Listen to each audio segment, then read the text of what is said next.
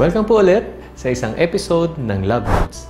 Ito po ulit si Doc Mark para i-explain naman sa inyo ang tungkol sa liver profile o ang tinatawag na liver function test. Ngayon, ano ba itong liver function test? Madalas, nakikita nyo yung mga sa laboratory test results natin. ALT, AST, SGPT, SGOT, bilirubins, protein, etc. etc. Ngayon, lahat po ito ay kasama sa liver function test. Ngayon, bakit ba ito pinapa-examine ng isang doktor? Pag kayo po ay merong gamot, kunyari sa kolesterol, o kahit na ibang mga gamot, o marami kayong iniinom ng mga supplement, mga vitamins, pinapacheck po ito ng ating doktor. Kasi lahat po ito ay dumadaan sa ating atay at pwede po itong maapektuhan ng ating atay.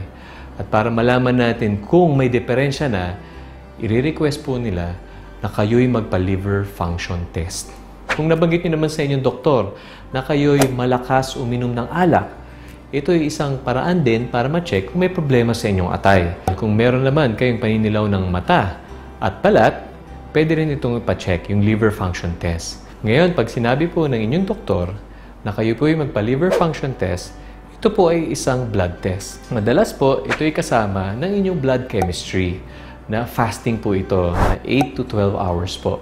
So, kayo papuntahin sa laboratory, examine at kunin po ang dugo natin dito at ito po ay papadala sa isang pathologist para malaman natin kung normal o abnormal ba ang ating liver function test.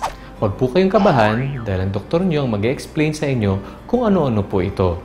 Ang liver natin ay responsible din po sa pag-produce ng mga protina tulad ng albumin at globulin.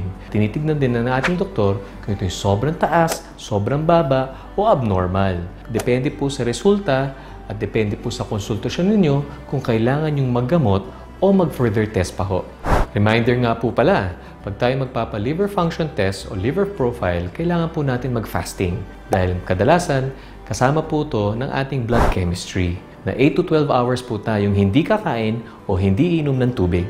Dami kayong natutunan dito sa episode ng Lab Notes, hatid sa inyo ng tamang alaga dahil gusto namin gumaling kayo, aalagaan namin kayo.